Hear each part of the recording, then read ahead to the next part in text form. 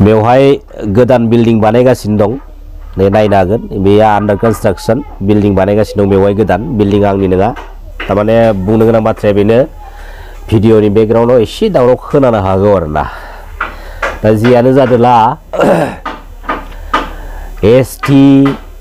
Demand खालामग्रा लोगोसे माखासेया एसटि जासिग्रा हानि पाट्टा जासिग्रा गोबां रोखोमनि गावजों गाव दान्थे बिदान्थे बेबो ससियेल मिडियानि गेजेरजों दा जायफोर सुबुंफोरा एसटि डिमान्डनि एगेन्स्टआव बा बिटिसिनि दानि चिफ मानगोनां हाग्रामा महिलारि सारखौ एसटि लागे ना माटि पाट्टा लागे आरो दानि बिटिसि गभर्नमेन्ट अर्थात मानगोनां हाग्रामा महिलारि सारनि दैदेननाय बिटिसि गभर्नमेन्टआ स्पेशली जोंनि बिटिसि ओनसोलनि बिटिआर ओनसोलनि सिङाव थानाय कच राजबंसि हारिनो आरो आदिबासि हारिनो एसटि स्टेटास डिमान्ड खालामनायाव हेफाजाब होगोननि बाथ्रा बा बैसोरनि एसटि डिमान्ड खालामनायाव जोंहा जेबो बादा गैया होननाय बाथ्राखौ लानानै गोबां रोखोमनि दान्थे बिदिन्थे जाबाय थानायखौ जों नुनो मोनदों दान्थे बिदिन्थे जादोंबो जादों जेबो मिनिं गैया जायफोर सुबुंफोरा पलिटिकेल प्लेटफर्मनि गेजेरजों दान्थे बिदिन्थे खालामदों जेबो मुलाम्फा गैया सासेया गुबुन सासेखौ दुसिनायनि गेजेरजों गावबा गाव क्रेडिट लानो नाजानायनि अनगा जेबो नङा बेखायनो बे ससियेल मिडियायाव पलिटिकेल पारपसनि गेजेरजों एसटि डिमान्ड एगेन्स्टआव बाथ्रा बुंनायफोरखौ जोंहा इम्पर्टेन्ट होनांगौनि जेबो गोनांथि गैया नाथाय जोंहा गोनांथि दङ जोंना सिदा बाथ्रा थोंजों बाथ्राखा जों रावनोबो एसटि जानो होआ आरो एसटिआ डिमान्ड खालामनानै प्रटेस्ट खालामनानै आन्दोलन खालामनानै मोननाय बुस्थु नङा मोननाय जिराद नङा बे सिदा बाथ्राखा जोंनि बर'नि जेसेबांखिनि पलिटिकेल लिडार्सफोर दङ बेवहाय बिपिएफ इउपिपिएल बा आदार्स पलिटिकेल पार्टिखौ आं मेनसन खालामा जायखिजाया मोनफ्रोमबो पार्टिनि जेसेबांखिनि मेजर गेदेर गेदेर पलिटिकेल लिडार्स दङ साफ्रोमबो नांनायखिनिखौ बिसोरा खामायजोबनो हाखाबाय उदै बुंखांनानै गोदै गोदै बाथ्रा बुंनाय आरो गावनि उदैजों लोगोसे माहारिनि माखासे थामोनथाखौ लानानै बाथ्रा बुंनायनि बेनि मिनिं बेनि मैल्यआ आलदा आरो जों मा नुनो मोनबावो बै बर'नि थाखानाय गेदेर गेदेर पलिटिकेल लिडारफोरा आरो माखासे माहारियारि आफादफोरनि गेदेर गेदेर लिडारफोर जाय माखासे माहारियारि आफादनि गेदेर गेदेर लिडार दैदेनगिरिफ्रा सोरबा पलिटिकेल लिडारनि सामसागिरि जानानै माबेबा मोनसे पलिटिकेल पार्टिनि सामसागिरि जानानै गावबा गावनि एसे पार्सनेल प्रपार्टिजों लोगोसे गावनि नांगौखिनिखौ बिसोर सुफुंनानै लानो हादों बैसोरहाबो माहारिनि बाथ्रा जौगानांगौनि बाथ्रा बुहुमनि बर' फिसाफोरनि बाथ्रा जास्ट फर खुगायावल' सिरियास नङा बिसोरनि खुगानिफ्राय ओंखारनाय रावफोरा आरो बैफोर माखासे मानसिफोरानो माहारिनि बाथ्रा बुंनानै थामोनथानि बाथ्रा बुंनानै आरोबाव फिन बर' रायजो राजा आफा बिदा फंबायमोननि बेसेनखौ आन्दोआव फालांगि खालामनाय गावबा गावनि क्रेडिट लानो नाजानाय बेनि अनगा जेबो नङा आरो जायफोर दिनै डिबेट खालामलायबाय दङ जायफोर काउन्टार होलायबाय दं जायफोर फिननाय होलायबाय दङ जायफोर कुइसन हमलायगासिनो दङ साफ्रोमबो माने लुजार पलिटिकेल डाइभार्टेड पार्सन गोजा गासिबो लुजार्स गोजा गावबा गावनि बेसेनखौनो बिसोर मा लाखिनो रोङै जोंनिया सिदा बाथ्रा आंनिया सिदा बाथ्रा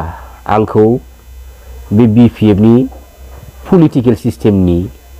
माबाया आंनि बेसेनखौ बायनो हाया बा आदार्स रावबो पलिटिकेल पार्टिनि सिस्टेमनि जायखिजाया पलिटिकेल सिस्टेमफ्रा आंनि बेसेनखौ बायनो हाया नाथाय मोनसे बाथ्रा सिदा बाथ्रा थोंजों बाथ्रा बेखौ मिथिना लानाया मोजांखा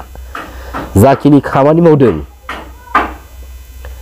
बे खामानिनि एगेन्स्टआव जाखिनि मोननांगौ मोन्थाय दं मोननांगौ मोन्थाय बा माखासे मोननांगौ बेसेनफोर दङ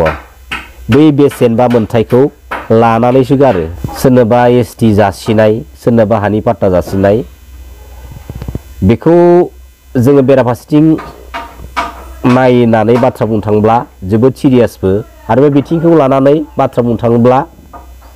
बे पलिटिकेल प्लेटफर्मा रावनिबो बिमा बिफानि सम्पति नङा आरो बै थाखानाय पलिटिकेल लिडारफोरनि बिमा बिफानि सम्पति नङा गावसोरनि बिमा बिफानि गालांखानाय सम्पति बायदि गोसो बायदि गावबा गावनि पलिटिकेल केरियारखौ मोनबाय थानो थाखाय बाथ्रा बुंबा जानाय नङा आरो बेराफारसेथिं माखासे गेदेर गेदेर पलिटिकेल लिडारफोरनि बुंनाय बाथ्राफोरखौ जोङो गोथौ गोसोजों साननोबो रोंनांगोन जों दिनै बुजिनोबो रोंनांगोन खोनानाय लोगो लोगोनो जेबो बुजिया गुदि मिथिया बिजौ मिथिया जानला मेनला दावराव जाबाय थानाय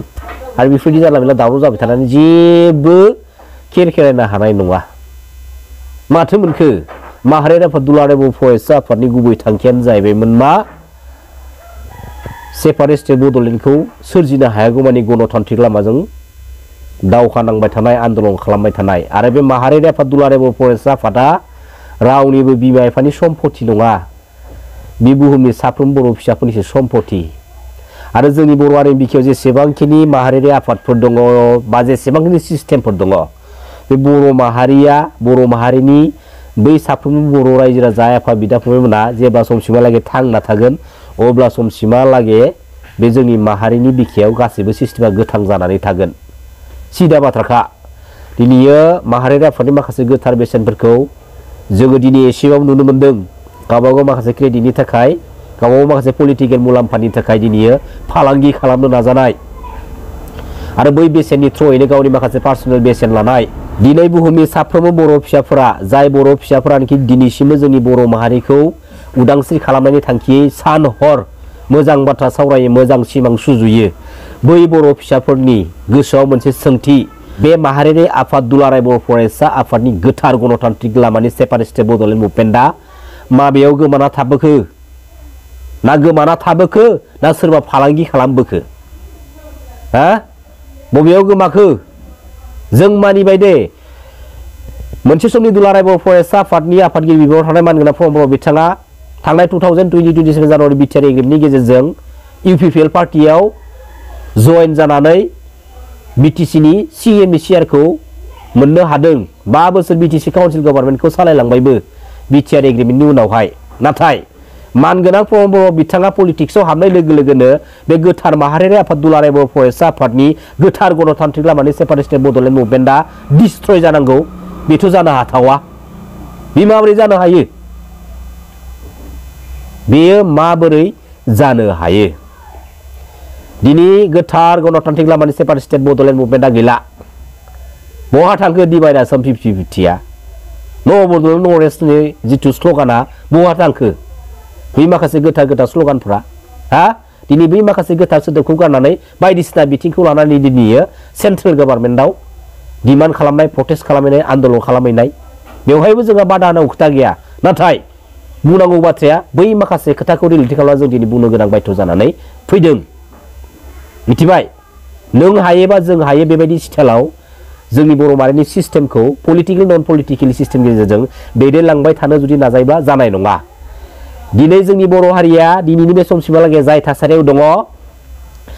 जाय बर' फिसाफ्रा जोंनि बर' हारिखौ जेब्लायबो रैखाथि होनायनि थाखाय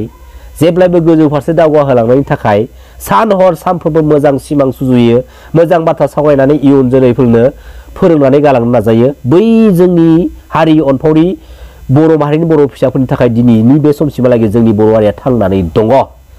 आरो दिनैनि बे समसिमहालागै जोंनि बर' हारिनि बिखायाव जेसेबांखिनि गुलाय गुजाय बायदिसिना गुबुंले बारहावाफोरा सोमजिबाय दङ मानि थाखाय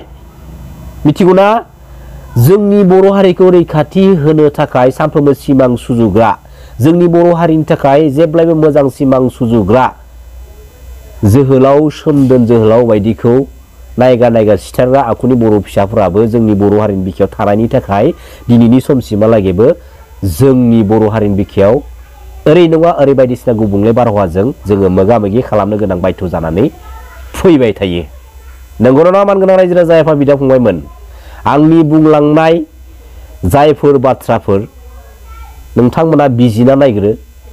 जुदि जादोंब्ला अके हर आरो जुदि माबाफोर गोरोन्थि जादोंब्ला आंखौ निमाहा हो गोजोन्थों खुलुमबाय जै बर' हारिनि जै बर' बिमानि।